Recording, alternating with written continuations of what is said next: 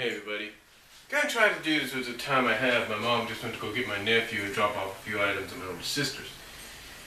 But I want to talk about something that at least one little journal entry. It was by Vorak295 over at DeviantArt. And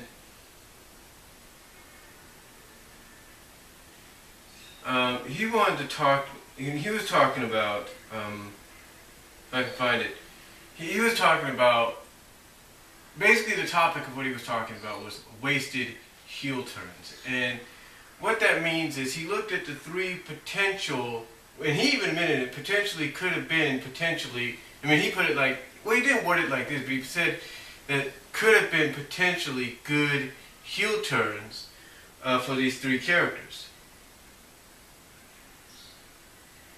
And that did not turn out to be the case. That did not turn out to be the case because apparently in his eyes, Ian Flynn kind of wasted this opportunity. When he takes a look at Iron Nicole, when the Iron Queen back in 2000, believe it or not, 2010 of all years, when they did the Iron Dominion arc, which was one of his longer arcs since he's been on the comic. Second to longest now if you consider Mecha Sally arc. But one of his longest arcs. And potentially he said that, I can find it here. Here it is. Basically he said that this was one of the more wasted ones because of the fact there was so much potential. You see, to him, and I'll provide a link down below so you guys can read it yourself, but to him, he felt that this was a potential heel turn, even if it was temporary. It could have really worked out, not just in the Iron Dominion arc, but later on with the King Naugus situation. He looked at it and said, like,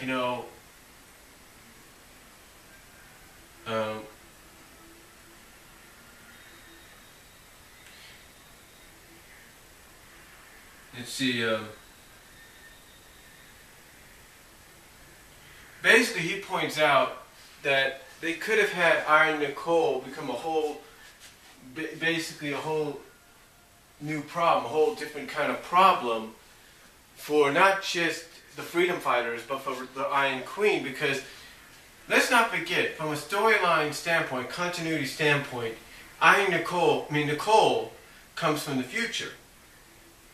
And basically what Vorak says here is maybe they should have had instead Nicole's futuristic systems and Regina's primitive methods clash badly and have Iron Nicole become a whole new problem, something that even Regina couldn't control. In other words, make her so, turn her into such a heel that she would want control. She would want to dominate. She'd want to, take control of the Iron Dominion.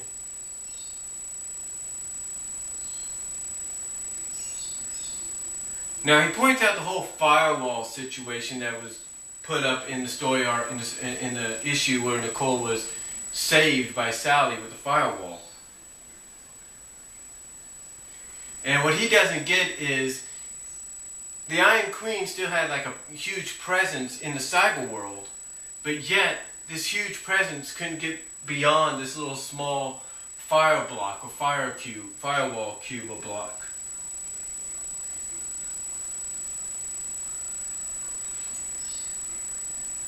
And he points out some other good things, and I do agree, I honestly do agree that there could have been potentially more done with Nicole being Iron Nicole. There's no doubt about that. I think he even points out later on, if I can get it here.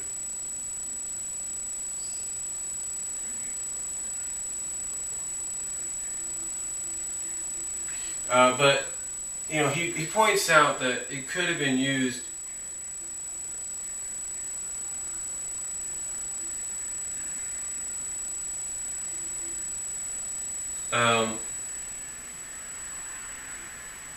they say that Nicole, and that using the whole mess with Nagas in an attempt to convince her that the people deserve to be punished for hurting her. In other words, he kind of points out, and again, you could read it for yourself, but basically points out that they could have had the whole Iron Nicole thing, even if it was temporarily kind of like the Phoenix deal. If you take a look at the Dark Phoenix saga, they kind of subdue the Phoenix inside Jean Grey. So basically, it'd be like subduing the Iron Nicole program inside Nicole, but only have it open back up thanks to the whole Naga situation. And Nicole basically, in the Iron Nicole personality, coming out and saying, you know what, these people deserve to be hurt. These people deserve to be punished for what they did to me. Now, now, again, brings up some good situations, good points. Points out that Iron Nicole was quite a popular thing for a while, as some kind of sly, manipulative mastermind with a pre-chance for infesting other characters with nanites, which she essentially uses as mind control chips. In other words, Vorak's kind of villain. But it's a shame that the official version of her never got any growth beyond being Regina's yes woman. Now another character, of course, Vorak has voiced a lot of disdain for in their heel turn is Fiona's. Now Fiona, of course, as we all know, for a lot of us that read the comic for a while, we all know that one of the first things Ian did, in fact, it was like in the very first 12 to 13 issues that he did, was he turned Fiona into a heel. He made her into a villain, or a villainess. Now, as time has gone on, she's been not just portrayed as a villainess, but more like an anti-hero in the eyes of some. That's how she's been portrayed. It's like, okay, she's a bad girl. She's a villainess, but she's not the kind of villainess that's like, oh, she wants to really hurt people and kill and take over the world. It's more like she's just a villainess that's kind of like an anti-hero. She's kind of like, to use a wrestling term, for example, a wrestling persona, for example, she's like an AJ Lee. She's kind of an anti-hero, an anti-diva. She's like, she's like basically, hey, I'm just being me. I'm just rebelling against the establishment.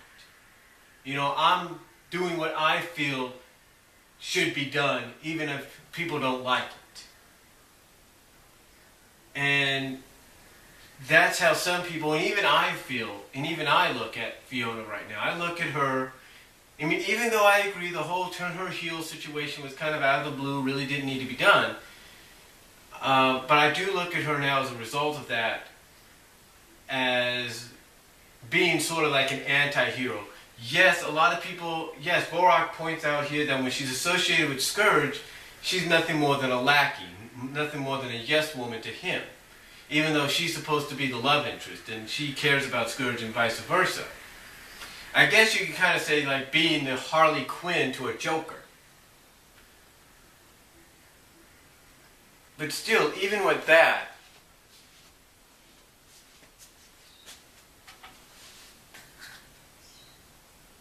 there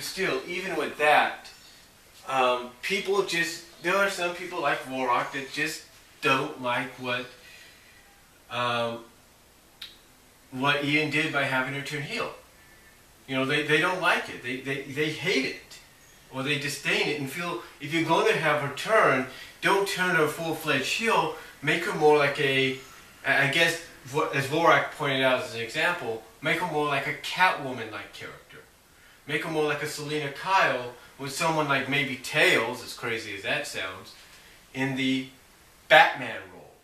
In other words, make her sort of like that anti-hero that's like, okay, she does things that make her seem like a villainess. Like, she rebels, she steals things, she does this. She helps someone like Scourge break out of the Zone prison. But yet, on the flip side, she also has honor. She knows what's right from wrong at times. She knows right from wrong. She has honor. She has standards. Even if she is this, even though her tactics are a little, even though her tactics are very, very questionable and very much against the law. And that's how Vorak sees how she should be portrayed, or should have been portrayed and still could be, as sort of a Catwoman-like character. And again, my example using the WWE, currently its product and its superstars and divas, I look at her like an AJ Lee. I look at her, because AJ Lee is like an anti-diva. She's got this whole situation recently going on with the non-divas, the non-total divas against the stars of the Total Diva reality show.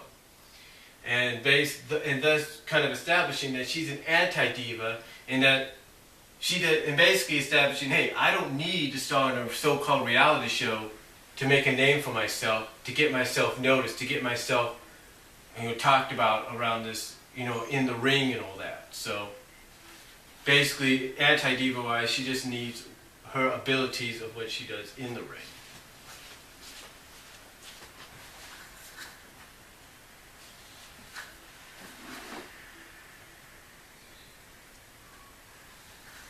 I was just checking there, seeing if my mom just came. There was just another car going by. But anyway, she just needs her own, just needs what she does in the ring. Needs her passion for the business to prove, hey, I don't need this to prove who I am. So, anyway, like I said, that's how I kind of look at Fiona from that persona.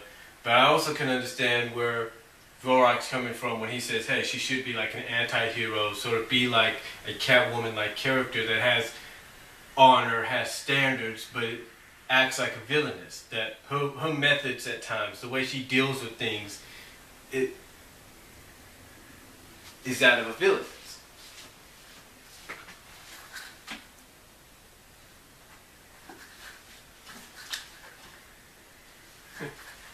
Again, sorry about that. I thought my mom was coming back with my nephew. But again, that's how he looks at Fiona here. As far as Mecha Sally goes, as far as Sally when she went to be Mecha Sally, he points out some things here too. Basically the same thing that he and a lot of other people have said. If you were going to make her a villain, you should have went all the way with her. In some ways, I think he even points out that with Mecha Sally, you could have gone to the point that you didn't need to do certain things to her body. You could have easily given her armor, sort of like a Lex Luthor kind of thing, where she steps into it, the armor attaches to her already roboticized, wires into her already roboticized body, and she uses that for battle. So, and he basically points out that one thing that a lot of people like him have pointed out, and with the whole Mecha Sally World Tour 2 Death Egg Mark II arc, that Mecha Sally should have been the main villain of the arc. He basically points out that she has the amazing technical skills and is already a skilled fighter. Where she become a villain who has free will or some resemblance of it, her knowledge of the freedom fighters, personal secrets, fears, issues, etc., as well as probably all of Nicole's access codes, could make her or made her a pretty effective villain. Couple this with a robotic body that possesses super Mobian strength, few weaknesses that you can't account for, and the freedom fighters would have had a worthy nemesis and a far better fight than a boring, weaponized shock trooper. So, again, he does bring this up. He even brings up something that Game Boy Sage said. And, again, he brings up a lot of good points. That, yeah, Sally is a Mecha Sally, whether I liked what happened to her or not, or anybody else liked what happened to her or not. He does bring up a good point, And I'm not trying to totally agree with him, but he brings up a good point that if Ian Flynn really wanted to go to that next level with Mecha Sally, with Sally in the mecha form, should have gone all the way. Back behind the scenes situations or not, he should have went all the way with her. A lot of people look like what Vorak points out here, and again, I'll provide the link down below, that you had so much potential with her. You could have made her the main villain. You could have had her, being in the situation she was mentally, want to take over the Eggman Empire and say, hey, look, I could do a better job than this rounded goof here. There's this rounded goof, I could do a better job at leading this empire. I could do a better job at fighting the freedom fighters, and all that. And that's all true. It could have been potentially it did have that ability. But all you saw, and I do agree with this, because even I said this in my video review of the entire whole situation after I got, I think it was 252, the entire situation. It was more along the lines that it was rinse and repeat with Sally. It was more like, find Sally, fight her, she runs off. Find Sally, fight her, she runs off. So again, there could have been potentially more. And I even go back and I point out what Ace of Speed drew over at DeviantArt, that, and this goes right in line with what Vorak is saying. Ian Flynn potentially could have taken this story to the next level. We probably won't really find out what he had planned until next year when he slowly starts releasing information. But the point is, potentially, you could have had something good. And the way Ace of Speed kind of portrayed what he thought would have been a perfect ending, or a good climactic ending, or something like that, climactic arc to the Mecha Sally arc. Basically, Ian Flynn could have done that too, and I think maybe Ian Flynn was thinking that. I'm not saying he was, because again, we won't find out till next year, at least, that of what he really had planned. But what Ace of Speed pointed out, drew, was a potential situation to where Mecha Sally could have turned into basically a roboticized female version of what Metal Sonic became at the end of Sonic Heroes. Basically become this ultimate queen, if you will. And again, a lot of people, I look at that, I read what Vorak and other people have had to say, and knowing what Ian Flynn wanted to have planned out and possibly was going to let us know as time goes on and going into next year, I could see something like what Ace of Speed saying coinciding with what the potentiality of what Vorak is saying the Mecha Sally situation could have been. And again, it's not just Vorak 295 that talks about this, it's a lot of people. And I'm sure Ian Flynn is going to be pointing stuff out as well. And again, I don't really, I'm not all I guess in a sense, and I'm not sounding biased or anything, but I do agree mostly with what he said, because there was a lot of potentiality here. But then you take a look at the clicker. You kind of look at the clicker there. And the clicker is basically the fact that, yes, it's an all-age comic. People my age, if not older, like Dan Dreisen, enjoy the comic and enjoy reviewing it and talking about it and pointing out certain situations here and there. And yes, there are people in their teens and all that, in their early 20s, and even especially kids that like it. So yeah, it does live up to being an all ages comic. But then again, you take a look at that last age demographic of it being you take a look at that last age demographic that I talked about, and that's kids. And basically, kids' attention spans, I guess in the eyes of a lot of people, don't last very long. They're not like, woo, what's next, what's that? They don't last long. I mean, even Nostalgia Critic poked fun at this in his Dawn of the Commercials video. Well, it's like you had the kid, it's like, okay, remember, because basically he pokes fun at the fact that kids get this 2 proofs of purchase and you get something for free, right? Or get a toy for free. And he pokes fun of it going like, oh boy, a toy, get a toy for free, oh, I'm bored, ooh, video games. And that's probably the mentality in some people's eyes that Archie Comics comic companies like them with all ages comics like this look at when they have the younger kids, the new generation, if you will, reading the comics. Like, their attention span won't last for that long. And yet, I know people will point out, well, wait a minute. They had this whole Mecha Salad thing going on for a long time. The whole worlds collide. Yeah, potentially the only reason for that was because you had the game characters, the game cast as the main heroes trying to save Sally. You know, when it came to the Iron Dominion, it wasn't mainly focused on the game characters. You had Sonic and Sally and Tails. You had Amy, you had Antoine, you had Jeffrey St. John, you had all these people fighting them. And Nicole, being in the situation she was, where she was corrupted for about an issue or two, they could have gone a lot longer with that, but in the eyes of some, maybe the attention span for something like that wasn't going to last long. And you also got to realize where it was positioned. It was positioned towards the end of the arc. So you knew either they were going to keep it going to the end of the arc, or they were just going to do it for a short period, which they did. And that short period was a few issues. But again, I do agree with some of the things Vorak points out. And again, I'll provide the link down below. Let you guys read it yourself. And that's all I'm going to say, folks. So till next time, God bless. Take care. I'm going to wrap this up before my mom shows up with my nephew. And I'm out.